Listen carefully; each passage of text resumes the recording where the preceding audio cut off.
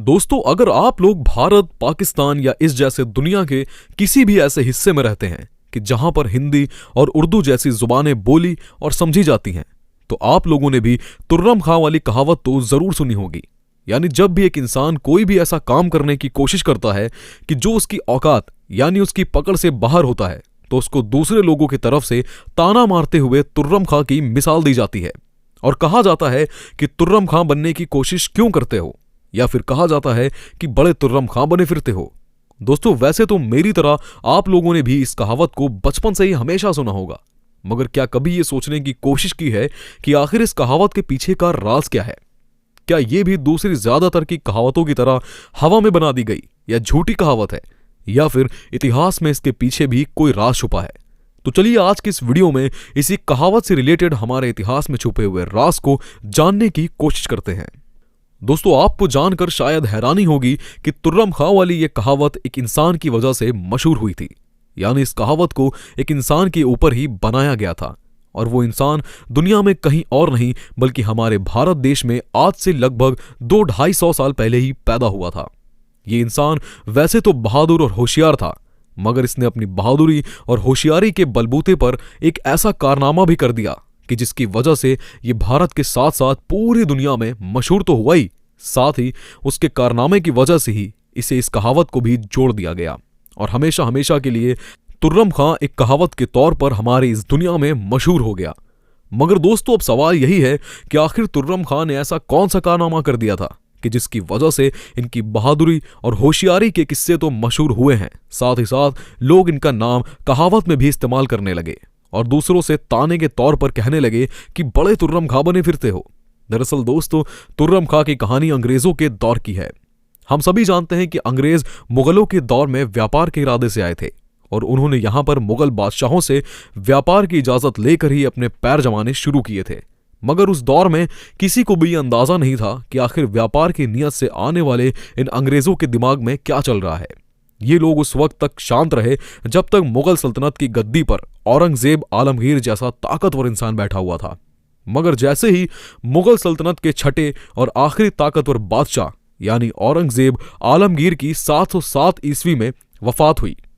वैसे ही अंग्रेजों ने अपने इस मिशन को खुले तौर पर अब बड़ी तेजी के साथ पूरा करना शुरू कर दिया। कमजोर और टूटती हुई मुगल सल्तनत का फायदा उठाकर अंग्रेजों ने वक्त के साथ साथ भारत के अलग अलग इलाकों पर कब्जा करना शुरू कर दिया था। उन्होंने सबसे पहले बंगाल के नवाब से बंगाल को छीना, मैसूर के टीपू सुल्तान से मैसूर को छीना, उसके बाद मराठाओं से उनके इलाकों को छीना है, और फिर सिक्कों से उनके इलाकों को छीन लिया। इस तरह से वक्त के साथ साथ लगभग सारे ही इलाकों को अंग्रेजों ने किसी न किसी तरह से छीन लिया और पूरे ही भारत पर कब्जा जमाते चले गए। और इस तरह से एक वक्त वो आया कि जब पूरे के पूरे भारत इलाके पर, जिसमें आज के तौर पर पाकिस्तान और बांग्लादेश जैसा इलाका भी शामिल था, अंग्रेजों का डायरेक्टली या इनडायरेक्टली कब्जा था। और इसीलिए भारत के पूरे इलाके में एक परिंदा भी उनकी इजाजत के बगैर अपना पर नहीं मार सकता था। यानी भारत की हर अच्छी और बुरी किस्मत का फैसला अंग्रेज लिया करते थे। मगर दोस्तों, जाहिर है जुल्म तो आखिर जुल्म ही होता है, और इसका प्याला एक ना एक दिन जरूर भर जाता है, और यही बिल्कुल अंग्रेजों के साथ हुआ था। क्योंकि दोस्तों, हम सभी जानते हैं कि अंग्रेज ना सिर्फ भारत के लोगों को गुलाम बनाकर रखा करते थे, बल्कि उनके ऊपर हद से ज्यादा जुल्मों सितम भी किया करते थे। भारत के लोग इन सारे जुल्मों सितम से परेशान तो बहुत थे, मगर जाहिर है एक ऐसी ताकत जो उस दौर में पूरी दुनिया में सुपर पावर की हैसियत रखा करती थी, उसके खिलाफ उठ भी नहीं सकते थे। मगर भारत के लोगों की सब्र की सीमा उस वक्त टूट गई थी कि जब 19वीं सदी के बीच में अंग्रेजों ने एक हद से ज्यादा घिनौनी और गंदी हरकत की थी। और वो गंदी हरकत ये थी कि अंग्रेजों ने उन भारतीय सिपाहियों को जो उनकी तरफ से लड़ा करते थे, ऐसे बारूद इस्तेमाल के लिए देना शुरू कर दिए थे कि जो बारूद जानवरों की चर्बी का इस्तेमाल करके बनाए जाते थे। और उसमें भी हद से ज्यादा खतरनाक बात यह थी कि मुसलमान सिपाहियों को वो बारूद दिए जाते थे कि जो सुअर की चर्बी से बने हुए थे, तो वहीं दूसरी तरफ हिंदू फौजियों को वो बारूद दिए जाते थे जो गाय की चर्बी से बने होते थे। अब जाहिर है जहां एक तरफ इस्लाम में सुअर पूरी तरह से हराम है, तो वहीं दूसरी तरफ हिंदू धर्म में गाय को हद से ज्यादा पवित्र यानी मुकद्दस माना जाता है। और जाहिर है बारूद का इस्तेमाल एक सिपाही उस वक्त नहीं कर सकता था कि जब तक वो इसको अपने मुंह से टच ना करे, क्योंकि मुंह में लगे दांतों की मदद से ही इस बारूद के ऊपर के खोल को छीला जाता था। तो अब अंग्रेजों के इस कदम ने न सिर्फ भारत के आम लोगों को पूरी तरह से हिलाकर रख दिया था, बल्कि उनके गुस्सों की सारी हदों को भी तोड़ दिया था। और बस यहीं से शुरुआत हुई थी भारत की आजादी की पहली जंग की, जिसको हम लोग 1857 की क्रांति के नाम से भी याद करते हैं। और इस आजादी की जंग का सबसे पहला और निडर हीरो माना जाता है मंगल पांडे को, जिस फ्रीडम फाइटर ने इस चर्बी वाले मैटर को लेकर सिर्फ अंग्रेजों का सबसे पहले विरोध किया, बल्कि विरोध में गुस्से में आकर गोली भी चला दी थी। और मंगल पांडे की सिर्फ इसी एक गोली ने ही आग की उन लपटों में चिंगारियों का काम किया था कि जो लपटें पिछले कई सालों से भारत में हर इंसान के दिल में दहक रही थी। अंग्रेजों ने मंगल पांडे की इस क्रांति का असर जब बढ़ते हुए देखा तो उन्होंने मंगल पांडे को फांसी दे दी, मगर जाहिर है मंगल पांडे की फांसी से यह विद्रोह और ज्यादा बढ़ गया और देखते ही देखते पूरे नॉर्थ इंडिया में लोगों ने छोटे और बड़े हर शहर में अंग्रेजों के खिलाफ तलवारें उठाना शुरू कर दी थी। ज्यादा से ज्यादा जवान भारतीय लोग दिल्ली की तरफ बढ़ने लगे थे और दिल्ली पहुंचकर उन्होंने आखिरी मुगल बादशाह यानी बहादुर शाह जफर की, जो ऑलरेडी हद से ज्यादा कमजोर और बुजुर्ग हो चुके थे, उनसे रिक्वेस्ट की कि आप हमारे इस आजादी की लड़ाई की लीडरशिप करें। और इस तरह से उनको अपना बादशाह कबूल करते हुए उनको अपनी इस लड़ाई का सिपा सालार बनाया। और इस तरह से बहादुर शाह जफर की लीडरशिप में भारत के सभी धर्मों और जातियों के लोगों ने मिलकर अंग्रेजों के खिलाफ अपनी आजादी की पहली जंग की शुरुआत की।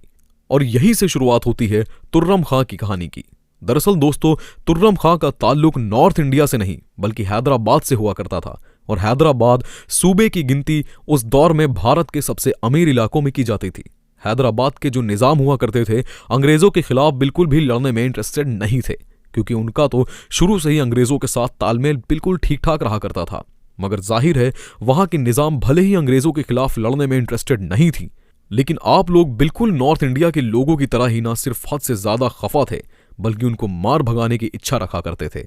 इसीलिए जैसे ही आजादी की इस पहली जंग की खबर हैदराबाद के आम लोगों तक पहुंची तो आम लोगों ने खड़ा होना शुरू कर दिया और हर हाल में अंग्रेजों को भगाने के लिए तैयार हो गए। ऐसे ही एक बड़े और मशहूर जमींदार का नाम हुआ करता था चीदा खान। वो भी अपने सिपाहियों के साथ दिल्ली की तरफ निकल पड़े। उन्होंने जाने से पहले सोचा था कि शायद अंग्रेजों के खिलाफ हैदराबाद के निजाम उनकी मदद करेंगे, मगर ऐसा बिल्कुल नहीं हुआ और नतीजा ये हुआ कि अंग्रेजों ने चीदा खान को गिरफ्तार कर लिया। और बस यहीं से शुरुआत हुई तुर्रेबाज खान की, जिसको हम लोग तुर्रम खां के नाम से भी जानते हैं। दरअसल चीदा खान के गिरफ्तार होते ही हैदराबाद के आम लोगों ने हलचल मच गई थी और लोग एक दूसरे की तरफ उम्मीदों की निगाह से देखने लगे थे। ऐसे में तुर्रेबाज खान की, जिनको पहले कोई भी नहीं जानता था, उन्होंने आगे आकर हैदराबाद के लोगों की लीडरशिप करना शुरू की और अंग्रेजों के खिलाफ इस लड़ाई में हैदराबाद के लोगों के हीरो बने।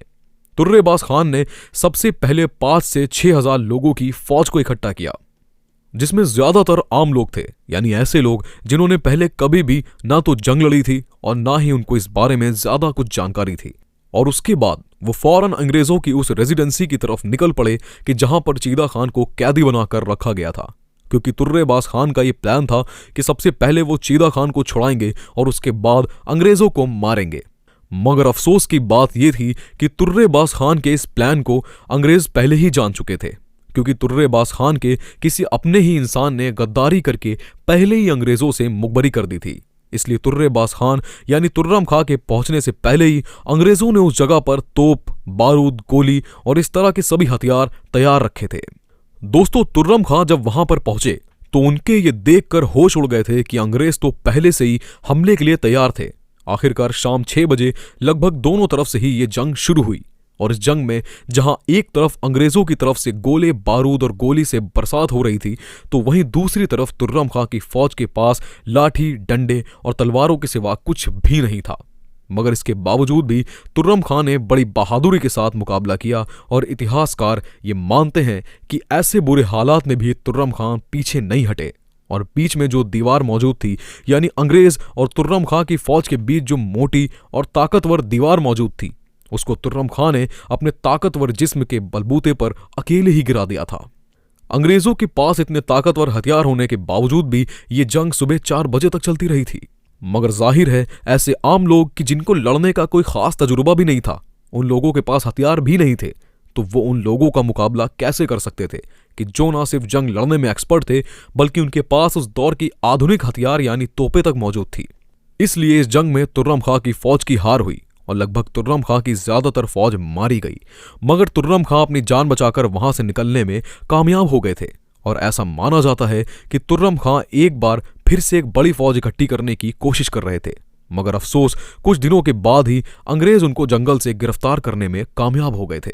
और ऐसा माना जाता है कि अंग्रेजों ने उनकी पहचान उस निशान के जरिए से की थी कि जो उनके चेहरे पर मौजूद था। अब जाहिर है दोस्तों, जितने भी लोगों ने अंग्रेजों के खिलाफ पहले जंग आजादी में हथियार उठाने की कोशिश की थी उनको बुरी से बुरी खतरनाक सजाएं दी गई थी, क्योंकि अंग्रेज चाहते थे कि हम इन लोगों को ऐसी सजाएं दें कि जिसको देखकर दूसरे लोग कभी भी हमारे खिलाफ ऐसा करने की कोशिश ना कर सकें। दूसरे फ्रीडम फाइटर्स की तरह तुर्रेबाज खान के साथ भी अंग्रेजों ने ऐसा ही किया। ऐसा माना जाता है कि इनको इनके बालों के जरिए से सड़कों पर घसीटते हुए ले जाया गया था। बात करें अगर इनकी मौत के बारे में तो कुछ इतिहासकारों का यह मानना है कि इनको एक पेड़ से लटकाकर गोली मार दी गई थी और इनकी बॉडी कई दिनों तक ऐसे ही लटकती हुई छोड़ दी गई थी, जबकि कुछ इतिहासकारों का यह भी मानना है कि बाद में अंग्रेजों ने इनको काला पानी की सजा सुनाई थी। फिलहाल आखिर में जो भी हुआ हो, लेकिन इस बात में कोई शक नहीं है कि तुर्रेबाज खान एक बहादुर और होशियार इंसान थे और इस मशहूर कहावत की शुरुआत भी तुर्रम खां से ही हुई थी, क्योंकि तुर्रम खान ने जो काम किया था वो अंग्रेजों को हिला देने वाला था और इसके बाद से ही पहले अंग्रेजों ने ही इस कहावत का इस्तेमाल करना शुरू किया था। वो अक्सर भारत के आम लोगों से इस बात को तंज के तौर पर कहा करते थे, यानी ये कहा करते थे कि क्या तुम भी तुर्रेबाज खान बनने की कोशिश कर रहे हो, क्योंकि एंडाउटली अंग्रेजों के हिसाब से तुर्रम खां यानी तुर्रेबाज खान ने एक ऐसा काम करने की कोशिश की थी जो तुर्रम खां के लिए बिल्कुल नामुमकिन था। फिलहाल दोस्तों, आज के दौर में अगर आप लोगों के ऊपर भी कोई इंसान नेगेटिविटी के साथ यानी तंज के तौर पर इस कहावत का इस्तेमाल करता है तो मन ही मन में आप लोग खुश होइए, क्योंकि अब आपको पता चल चुका है कि आखिर ये कहावत कहां से आई है। फिलहाल दोस्तों, आज की अपनी वीडियो को हम यहीं पर खत्म करते हैं। वीडियो पसंद आने पर न सिर्फ वीडियो को लाइक करें बल्कि हमारे चैनल को सब्सक्राइब भी जरूर करें और इस वीडियो को ज्यादा से ज्यादा लोगों तक शेयर करें।